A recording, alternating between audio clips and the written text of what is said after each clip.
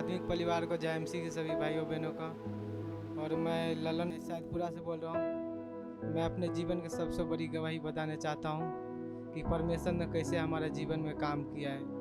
हमारे पास कोई भी बच्चे नहीं था। 7 साल मेरे मैरिज का हो चुका था, लेकिन मेरी वाइफ कंसीव नहीं कर पा रहे थे। जब हम डॉक्टर के पास गए, डॉक्टर ने सारा रिपोर्ट चेक किया, हमारा भी किया, मेरी वाइफ का भी किया था 32 में चंडीगढ़ में। तो डॉक्टर ने फिर जवाब दे दिया हमारे को, बोला सारा कुछ ठीक है, तुम्हारा नॉर्मल है दोनों जने का, बाकी ऊपर वाले को भरोसा करो वही देगा।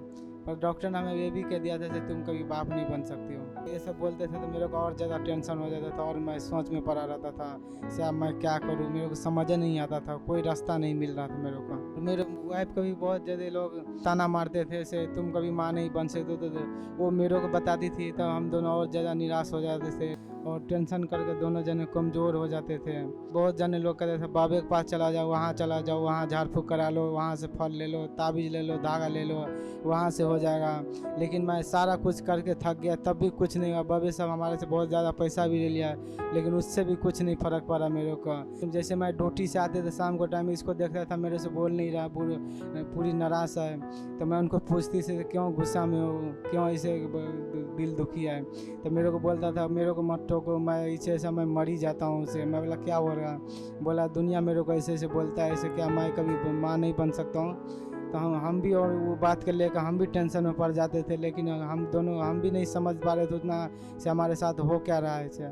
न मेरी वाइफ का समझ, जो ही कोई बोलता था हमारों को, चाहे मेरी वाइफ का, वो मेरे को बोलता था तो मेरे को टेंशन और हो जाता था। जब मैं उसको अपना बात उनको शेयर करता था तो वो भी टेंशन ले रहे थे, दोनों जने ऐसा ही टेंशन लेते थे और दोनों जने को समझ नहीं आ रहा था मैं क्या करूँ। अपने आप को मार पीट कर लेता था, ऐसे लग रहा था मैं मर जाऊँ से, कभी शायद बाप नहीं बन सकता, मेरी वाइफ कभी माँ नहीं बन सकता।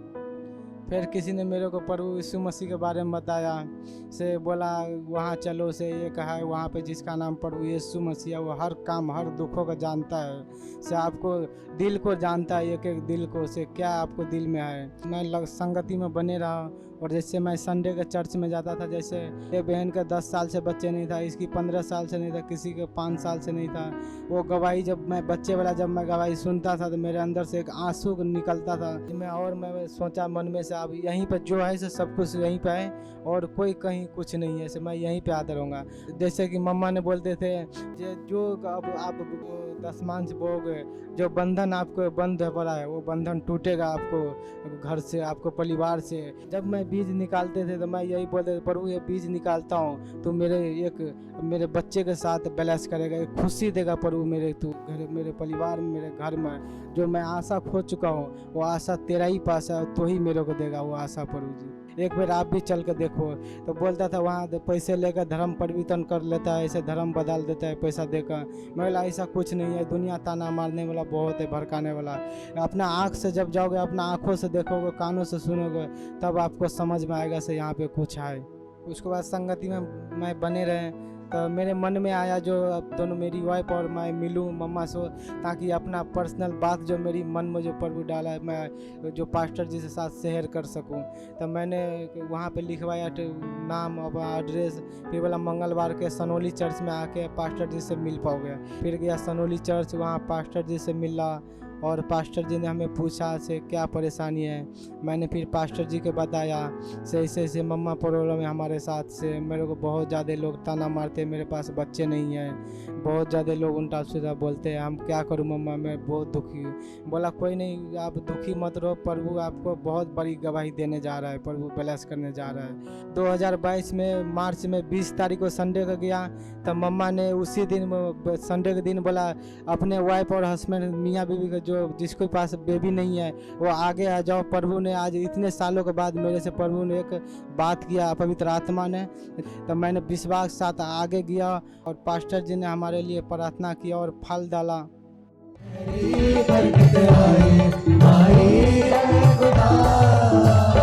जीवन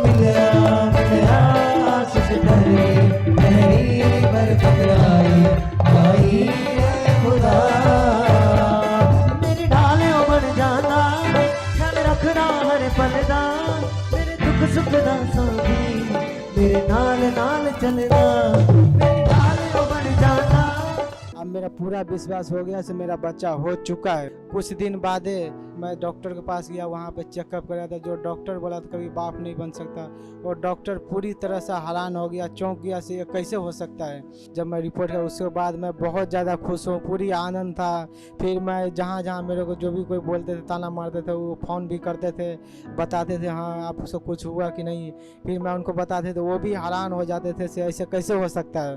और रिपोर्ट तो पहले देखा भी नहीं, भर्ती ज़बरदस्ती कर लिया पेशेंट का, और भर्ती करने के बाद बोला इनो हो जाएगा डिलीवरी आज भर दिन भर में से दर्द हो रहा है। और उसके बाद कुछ समय बाद फिर मैं पूछने गया डॉक्टर साहब से, हाँ जी डॉक्टर साहब बताइए क्या हुआ। तो उन्होंने कहा कि से दर्द तो मुश्किल है, कम हो रहा पेशेंट का, लेकिन बच्चेदानी का मुंह सारे खुल गया लेकिन एक बंद पड़ा है। और जब परमेश्वर ने हमारे नॉर्मल डिलीवरी कर दिया, बच्चे भी ठीक ठाक हो गया, सांस भी आ गया ऑपरेट कराने के बाद, तो डॉक्टर ने हमारे को दूसरे कमरे में लेटा दिया, बच्चे को और मेरी वाइफ का बेड पर लेटाने के बाद करीब 1-1.5 घंटा हो गया था। डॉक्टर ने बोला इसको वॉशरूम ले जाओ, बाथरूम करा दो। और जैसे मेरी वाइफ का बेड पर से उठा कर बाथरूम लेके जा रहा था, इतना सारा ब्लड निकला है, इससे हद से ज़्यादा निकला है, क्योंकि मैं तो देखा भी नहीं। मेरी सास देखा, वो इतना रोने लगा और बिल्कुल बेहोश हो गया। जब डॉक्टर ने चेक किया तो उसने सीधा बोल दिया मेरे पास कोई उपाय नहीं है, ख़त्म हो चुका है, मैं कुछ नहीं कर सकता, यहाँ से मैं रेफर कर देता हूँ, ये ख़त्म हो चुका है। फिर मेरे को मैं सुना तो मैं इतना मेरे को अंदर से रौनक आ गया से मैं भी सोच सकता हूँ। फिर मैं तुरंत उसी समय मैं कॉल सेंटर फिर प्रार्थना कराया। फिर उसके बाद जैसे मैं कॉल सेंटर में सिस्टर के पास प्रार्थना किया, प्रार्थना सिस्टर हमारे लिए की, मेरी वाइफ के लिए किया। प्रभु मैं साइन कर देता हूँ, मेरी वाइफ बच्चे और क्या होगा मैं आपको लहू में आपको हाथों में सौंपता हूँ, माँ और बच्चे का। वो मेरे को बोला कि सर यहाँ से इतने नंबर में से कमरे में से खून ले आओ, आपको खून चढ़ाने पड़ेगा वाइफ का। और जैसे मैं उधर से खून लेकर आया, फिर मैंने पूछा हाँ मेरी वाइफ कैसा है, बोला बिल्कुल ठीक ठाक है, नॉर्मल है और बिल्कुल अच्छे है, सांस आ चुका है, सब कुछ ठीक है, बिल्कुल क्लियर है। जैसे कि कॉल सेंटर प्रार्थना कराया, उसको परमेश्वर ने नॉर्मल डिलीवरी के साथ ब्लेस किया। इस गवाही के लिए मैं प्रभु यीशु मसीह के धन्यवाद करते हैं। पास्टर मम्मा जी के, कंचन मित्र पास्टर जी के लिए, पूरी परिवार के लिए हम धन्यवाद, जिनकी प्रार्थनाओं के द्वारा आज हम इतने बड़े गवाही और टेस्टमनी जो हमें उसको प्रार्थनाओं के द्वारा परमेश्वर ने एक ब्लेस किया है। सभी भाई बहन को जय मसीह की।